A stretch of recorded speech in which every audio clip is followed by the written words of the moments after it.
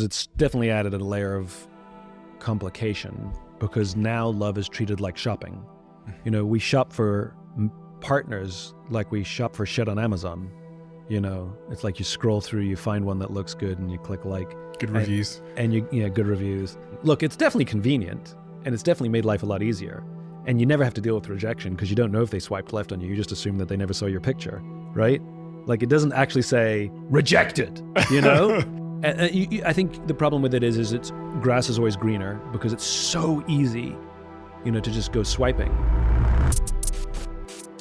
And, you know, sometimes you treat it like Instagram. You know, I've done this where I've sat in my bed late at night because instead of looking at social media, I'm looking at a dating app and I'm swiping right, like I'm clicking like on a post and then it says you're connected. I'm like, damn it. Because I don't actually want to like go through the effort of like connecting. I was just liking the post, you know? Scott Galloway talks about this. I can't remember what the numbers are.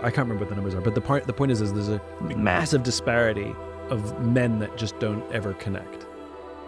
And there's nothing more dangerous in a modern society than a lonely man, right?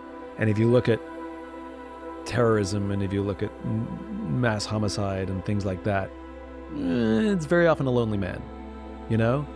And you add in sex and incels and, you know, the Middle East, for example, you know, it's 25% during the height of terrorism, you know, a bunch of years ago, it was 25% unemployment in the region in a shame-based society where you have young men living at home and who aren't employed and they've never had sex because there's no sex before marriage. And how are you ever going to meet a girl when you live at home and you don't have a job? And then all of a sudden that stress comes out somewhere. And I think we don't talk about sex and sexuality as a part of our other behaviors. I mean, I for some reason, because we think it's bad to connect, you know, sex life with how people show up in the world. But you take somebody who's a sexually frustrated man in their mid to late 20s, and all of that pressure and insecurity and, you know, now desperation, like it comes out in horrible ways, and the need to exert control comes out in horrible ways.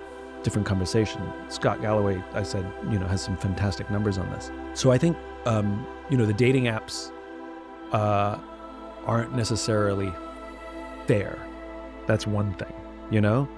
It's not like everybody's going to find somebody. But I do think that there's something wrong with shopping for people.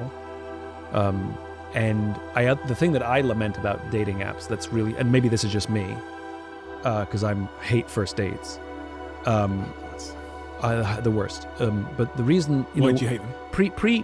Pre-dating apps, or let's not pre-dating apps, it's just when there's no dating app being used, the way that we traditionally would meet somebody is you meet them at a party, at a dinner party, you meet them at the pub, you bump into them at a museum, you make small talk, or you eye them up from across the room and there's some attraction, and then one of you musters up the courage to go up and start flirting and have a conversation, and at some point you say, can I get your number? I'd love to continue this. And they'll say yes or no. And the flirting and the initial attraction has already happened. And so the first date is actually the first date after the initial attraction and flirting. Now with dating apps, the flirting, the initial attraction, the attempt to court someone is all happening simultaneously on the first date.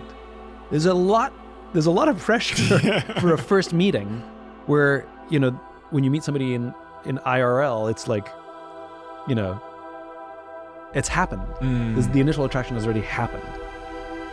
There's no expectation they're not going to look like their picture. They're going to look like exactly what they're going to look like when you met them. And it's dinner, so there could be 3 hours allocated. It could be expensive meal. Whatever it is. I think there's nothing quote unquote wrong with online dating.